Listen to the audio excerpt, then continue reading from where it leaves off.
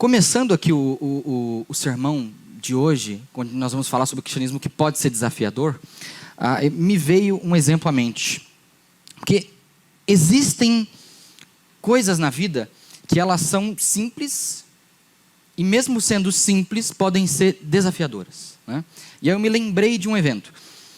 Quando eu era pequeno, eu acho que eu devia ter uns 4, 5 anos de idade, eu fui no consultório do médico e eu acho que o médico achou que eu estava assustado, talvez eu estivesse de fato. E aí o médico ele quis fazer uma gracinha. Então ele falou, olha o que o tio sabe fazer. Aí ele veio assim e fez. E fez uma mágica, fez o dedo desaparecer, né? E eu quando eu olhei aquilo, eu fiquei assim. Minha cabeça explodiu, minha mente, fiquei, meu Deus. Ele é médico, né? Você não acha que o médico, você não espera que o médico vai fazer esse tipo de brincadeira, né? Mas isso me trouxe assim, porque sem eu saber o que era aquilo, como que ele fazia aquilo, para mim era uma coisa muito difícil. Nossa, é muito difícil. Mas quando você vai ver, é só dobrar o dedo e pronto. É muito simples, né? E isso nos lembra de uma realidade. A realidade de que na vida existem coisas simples que podem ser desafiadoras, né? Existem tarefas muito simples que podem ser, sim, muito desafiadoras. Eu não estou conseguindo passar aqui. Isso.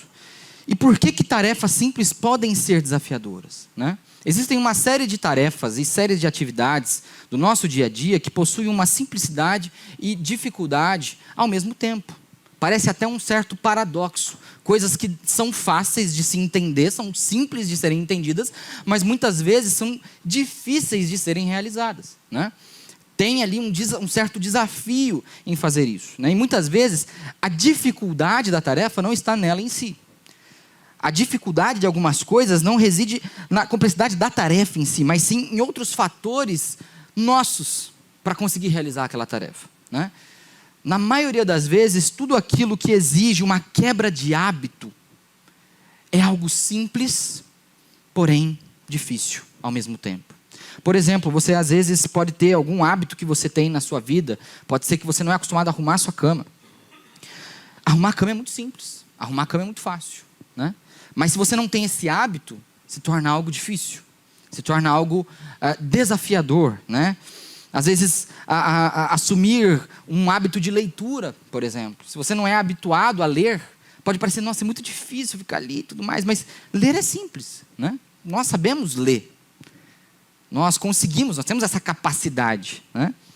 Porém, acaba se tornando uma coisa simples que é também desafiadora, né? E uma série de outras tarefas do nosso dia a dia que exigem quebra de hábito vão ser assim. São coisas simples.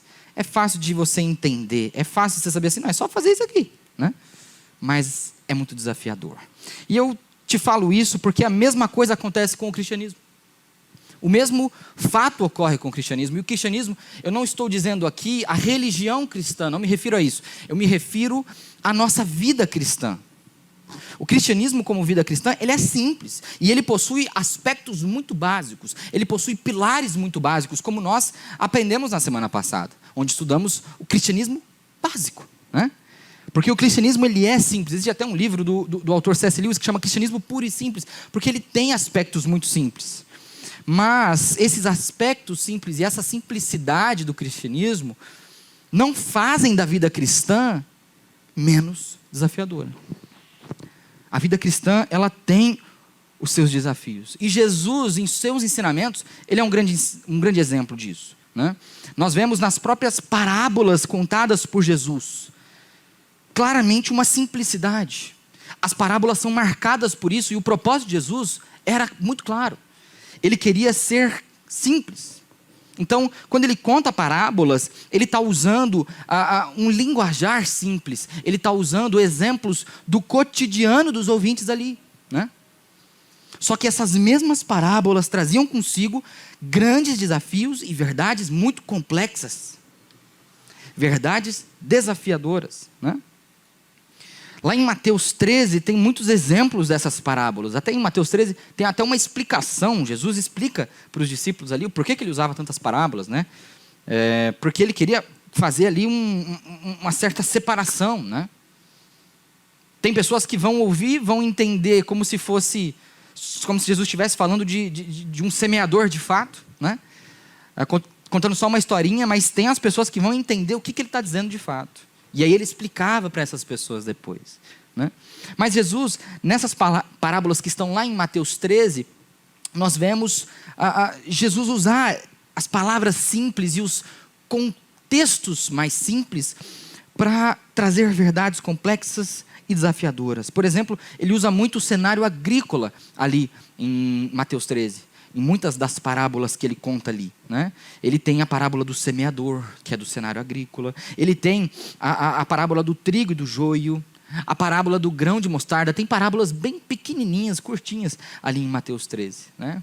Outro contexto que é usado também é o contexto da culinária, quando ele conta uma parábola sobre o fermento na massa, né? De que apenas uma pequena porção de fermento em 3 porções de farinha já consegue levedar aquela massa inteira, né? Ele também utiliza outro cenário, que é o cenário da pesca, que era um trabalho muito comum da época, principalmente da região onde ele estava, né? Então ele utiliza de cenários simples, cotidianos, do cotidiano daquelas pessoas, para trazer verdades, por vezes duras, e verdades desafiadoras, né? Ao mesmo tempo que Jesus, ele ensinava de modo simples e usando exemplos muito básicos, ele trazia verdades desafiadoras, né? E esse princípio que Jesus usava, na forma que ele ensinava as multidões, também permeia todo o cristianismo, permeia a nossa vida cristã, né? Ao mesmo tempo que o cristianismo possui aspectos básicos, ele também é bastante desafiador. E nós vemos isso numa metáfora utilizada por Jesus para se referir a nós, a igreja, aos seus seguidores, né? Quero te convidar a abrir sua Bíblia lá em João, no capítulo 15. Em João 15 existe uma dessas metáforas utilizadas por Jesus, que é uma metáfora que é de uma simplicidade e complexidade ao mesmo tempo, né? João 15, os versículos de 1 a 5, eu vou ler aqui na Nova Almeida Atualizada. Você pode acompanhar na sua Bíblia, diz assim o texto: Eu sou a videira verdadeira, e o meu pai é o lavrador. Todo ramo que estando em mim não der fruto, ele o corta. E todo que dá fruto, ele limpa, para que produza mais fruto ainda. Vocês já estão limpos por causa da palavra que lhes tenho falado. Permaneçam em mim, e eu permanecerei em vocês. Como o ramo não pode produzir fruto de si mesmo se não permanecer na videira, assim vocês não podem dar fruto se não permanecerem em mim. Eu sou a videira, vocês são os ramos.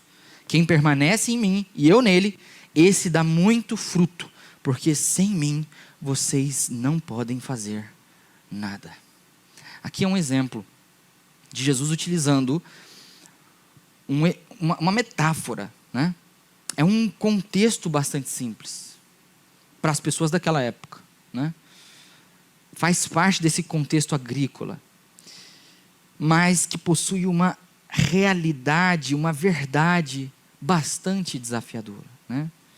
E a verdade é essa: a realidade é que existem implicações desafiadoras integradas à simplicidade do cristianismo. Existem, às vezes, verdades duras que estão permeadas na simples mensagem do Evangelho, né? E é para isso que nós vamos olhar hoje, nessa noite.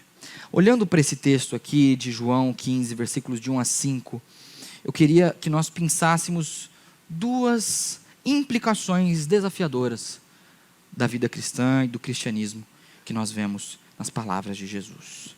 Em primeiro lugar, uma implicação desafiadora do cristianismo é a disciplina. Ser cristão implica em disciplina, né? Implica em sermos disciplinados, não simplesmente termos disciplina, mas em sermos disciplinados pelo próprio Deus. Isso pode ser algo pouco duro e pouco atrativo aos nossos olhos, e de fato é. É dissonante de tudo aquilo que viraliza hoje em dia, né? O que viraliza mais hoje em dia, ou são as mensagens que são voltadas à nossa prosperidade, ou são aquelas mensagens onde existe algum tipo de lacração, né? Isso viraliza hoje em dia, né? as tiradas que existem aí. Mas o Evangelho não esconde em nenhum momento nas Escrituras a realidade de que ser cristão é ser disciplinado. É sofrer algumas disciplinas, né? É ter dificuldades. E aqui nessa metáfora da videira, Jesus não esconde esse fato. Ele não esconde o fato de que nós somos provados e disciplinados por Deus. Mesmo sendo nós cristãos, ligados a Cristo, ligados à videira e produzindo e gerando frutos em alguma medida. Mesmo que nós estamos fazendo aquilo que Deus quer e está certo, ainda assim, nós somos provados e somos disciplinados por Deus. Olha que coisa. A gente vê isso logo no início do capítulo aqui. Nos primeiros 2 versículos, onde diz que eu sou a videira verdadeira e meu pai é o lavrador. Todo ramo que estando em mim não dar fruto, ele corta. E todo que dá fruto, ele limpa, para que produza mais fruto ainda. É muito interessante aqui nesse texto a relação que o autor, João, ele faz para registrar o que Jesus está ensinando. Claro que o João escreve numa língua, Jesus falava em outra língua, né? As palavras que João usa não são as mesmas que Jesus usou, mas ele utiliza palavras muito semelhantes para registrar aquilo que Cristo está falando, né? Ele utiliza uma palavra, porque aqui nós temos 2 cenários, lá no versículo 2. No versículo 2, no início, ele fala de um cenário, que é daquela pessoa, daquele ramo que estando em Cristo não dá fruto. E o que Deus faz? Deus corta, né? Vai explicar mais à frente no texto que ele corta para isso ser lançado no fogo, né? E aí no segundo cenário, você tem aquele que dá fruto. E diz que ele limpa. Quando nós olhamos para o texto, o termo usado para dizer que ele corta e ele limpa é um termo muito semelhante. Muito semelhante. É como se na nossa língua nós usássemos o termo cortar e recortar. Entende? A ideia é de que um corte ele é feito sem cuidado. O corte para que se tire um ramo que atrapalha, ele não é um corte cuidadoso. Ele é um corte só para tirar fora porque aquilo está atrapalhando, né? Mas já esse corte dessa poda, para limpar, esse corte que é um recorte, ele é um corte cuidadoso. Ele é um corte diferente, né? Mas, mesmo assim, os dois são cortes, né? Veja, aquele ramo que está em Cristo e não produz fruto, são como galhos secos que precisam ser removidos da videira, né? Porque só estão ocupando espaço, só estão impedindo o crescimento, e isso a gente entende. Agora, o ramo que produz fruto, Jesus diz que Deus limpa. Ele ainda assim poda, ele ainda assim corta, né? É muito semelhante ao corte dos improdutivos. São processos semelhantes, porém que visam objetivos diferentes.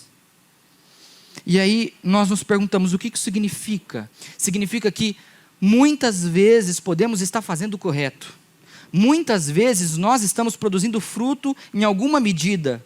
Nós estamos produzindo o que Deus quer e espera de nós, mas mesmo assim, vamos passar por provações e dificuldades, visando a melhoria dos resultados. Nós vamos passar por dificuldades visando o crescimento. Porque Deus, Ele sabe do nosso potencial. E Ele sabe que nós precisamos disso, né? Deus nos prova para que possamos produzir mais e mais frutos, e frutos melhores. Lá em Hebreus, o autor diz em Hebreus 12, o versículo 5 e 6, Filho meu, não despreze a correção que vem do Senhor, nem desanime quando você é repreendido por Ele, porque o Senhor corrige a quem ama, e castiga todo filho a quem aceita. Olha que coisa. Jesus está falando dessa realidade. É a realidade de que Deus, Ele vai nos cortar também. Ele vai nos podar, e pode parecer um processo semelhante àqueles que Ele quer tirar fora mesmo. Pode parecer algo muito parecido, né? Um corte de um recorte, algo muito parecido. Mas Ele faz isso porque Ele nos ama. Deus, como um pai, Ele nos corrige, porque Ele nos ama e Ele nos aceita. E Ele quer o nosso melhor. Deus nos disciplina. Isso precisa mudar a maneira como nós encaramos as dificuldades, mesmo quando nós estamos fazendo tudo certo. Mesmo quando nós estamos buscando a Deus, nós estamos em Cristo, nós estamos participando, nós estamos contribuindo, nós estamos orando, nós estamos tendo o nosso devocional, nós estamos experimentando o crescimento espiritual, mesmo nesses momentos, quando nós passamos por provações, nós precisamos ter essa compreensão. Não é que algo aconteceu, né? Não é que eu fiz algo, nossa, aquilo ali, não podia ter feito aquilo ali, porque aquilo ali provocou Deus. Não é isso. Mas Deus nos ama e Ele quer ver o nosso crescimento. Ele quer que possamos produzir mais e mais fruto. Ele quer que nós possamos crescer de alguma maneira, sermos edificados. Por isso que Deus nos disciplina. E isso faz com que o cristianismo seja algo muito desafiador, né? Às vezes, tomar o caminho de um cristão, escolher escolher fazer aquilo que Cristo faria, vai custar o nosso conforto. Às vezes vai custar amizades que nós temos. Às vezes vai custar uma aparência que nós queremos ter diante de outras pessoas, né? Às vezes nós, por acreditarmos em Deus e por acreditarmos na Bíblia, nós vamos se passar por ridículo perto de outras pessoas. Pode ser que sim, pode ser que sim. Mas isso faz parte do desafio de ser um cristão. E nós precisamos nos ater ao fato de que isso vai acontecer, mas é porque Deus nos ama. E Ele corrige o filho que Ele aceita. E Ele quer ver o nosso crescimento. Por isso, possamos olhar de um modo diferente para as disciplinas que Deus coloca na nossa vida. Em segundo lugar, uma outra implicação desafiadora do cristianismo é que ser um cristão implica em um dever. Existe um dever muito importante em ser um cristão. E nós nunca podemos nos cansar de enfatizar isso, né? Nós temos deveres como cristãos. Por vezes, acabamos pensando mais nos nossos benefícios como cristãos, né? Pensamos no que o Evangelho nos proporciona, mas nós não podemos nos esquecer das responsabilidades que ele nos implica. Claro que é preciso ressaltar que a essência do Evangelho, ela não está centralizada em nós, em algo que nós devemos fazer. Não está. A essência do Evangelho não está centralizada nas nossas obras e nas nossas responsabilidades. A essência do Evangelho é graça de Deus. É o amor misericordioso dele por nós, que entregou seu Filho em nosso lugar para a nossa justificação. Essa é a essência. Mas, mesmo que para se tornar um cristão é preciso primordialmente da graça, existe responsabilidade. Existem coisas que Deus espera de nós, e existe um dever em particular, que Jesus fala aqui, em João 15, que eu queria destacar. Nessa metáfora da videira, que nós encontramos aqui em João 15, Jesus nos ensina a respeito de um importante dever do cristão, que é o dever de permanecer em Cristo.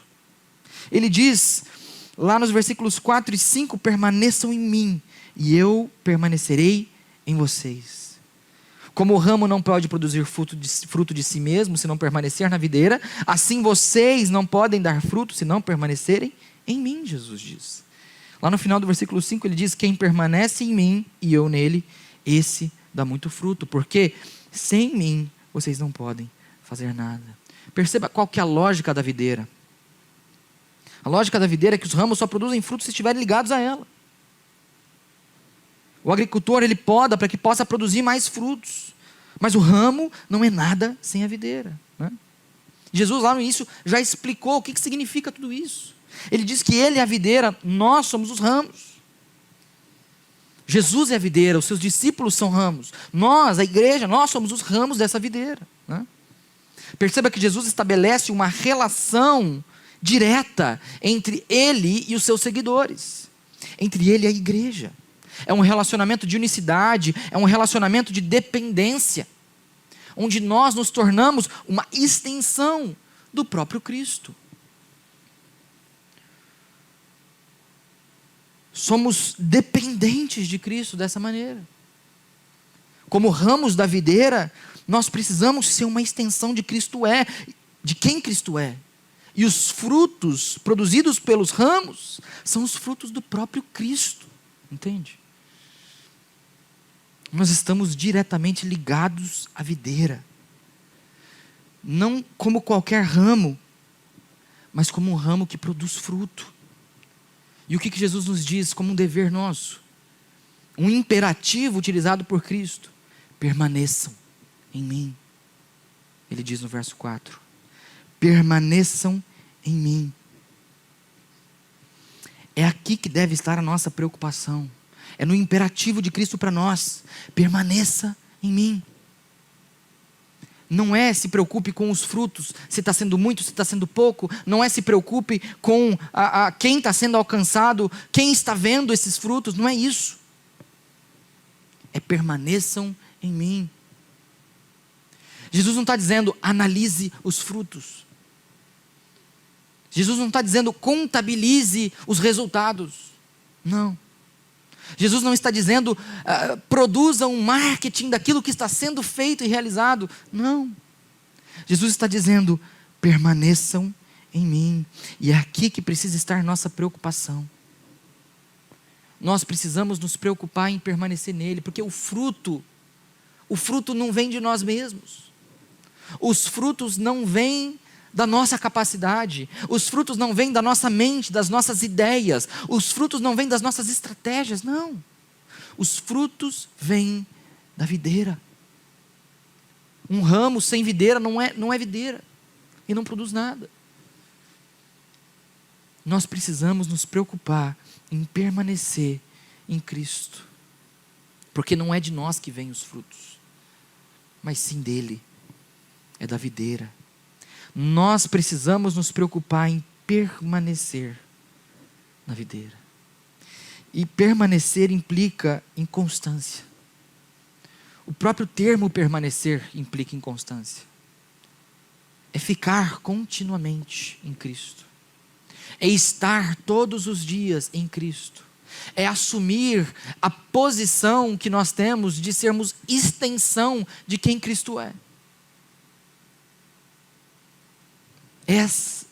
Essa é a nossa responsabilidade. Esse é o nosso maior dever como cristãos. É permanecermos em Cristo. Irmãos, às vezes me assusta a facilidade que nós deixamos de estar em Cristo. Às vezes pela correria, às vezes pelo nosso ímpeto, às vezes pelas tarefas que nós temos, às vezes pelo nosso próprio orgulho. Nós deixamos de estar em Cristo. Por que nós deixamos? Porque nós paramos de praticar o nosso cotidiano, nós paramos de realizar as nossas tarefas e de termos as práticas de uma extensão de Cristo. Nós deixamos. Não tem como ser uma extensão de Cristo se aquilo que eu falo é completamente dissonante de quem Cristo foi. Não tem como eu ser uma extensão de Cristo se as minhas atitudes, elas são completamente diferentes das de Cristo. Não há maneira de ser uma extensão de Cristo se as minhas atitudes e a forma como eu ajo envergonham o nome de Jesus. Não tem como. Por isso que Jesus fala: permaneçam em mim. E esse é o nosso dever, esse é o meu e o seu dever. Nós precisamos permanecer. Não se preocupe com o que vai acontecer depois disso. Não se preocupe se a poda vai ser difícil demais. Não se preocupe se as provações vão ser muito complicadas, se os desafios vão ser muito grandes. Não se preocupe com isso. Mas se preocupe em permanecer em Cristo. Porque é isso que Ele pede de nós. Permaneçam em mim, e eu permanecerei em vocês. Amém? Irmãos, o cristianismo pode ser muito desafiador.